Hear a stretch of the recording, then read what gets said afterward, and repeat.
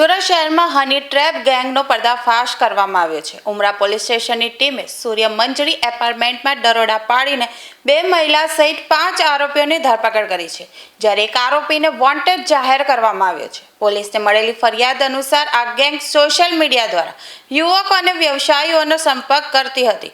મહિલાઓને આકર્ષક પ્રોફાઇલ અને મેસેજ મોકલીને તેમને મળવા બોલાવતી અને સૂર્ય મંજરી એપાર્ટમેન્ટમાં લઈ જતી હતી। ત્યાં બીભત્સ અને અશ્લીલ ફોટા તેમજ વિડીયો ગુપ્ત રીતે રેકોર્ડ કરી લેવામાં આવતા। પછી આરોપીઓ બ્લેકમેલ કરીને વિક્ટિમ પાસેથી મોટી રકમની ખંડરી માંગતા। ખંડરી ન આપે તો વિડીયો અને ફોટા સોશિયલ મીડિયા પર વાયરલ કરીને અથવા પરિવારજનો અને સમાજમાં બદનામ કરવાની ધમકી આપતા હતા।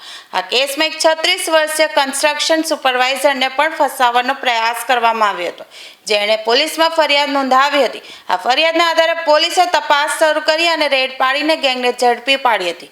આ કેસમાં 2 મહિલા સહિત કુલ 5 આરોપીઓની ધરપકડ કરવામાં આવી છે અને એકને વોન્ટેડ જાહેર કર્યો છે।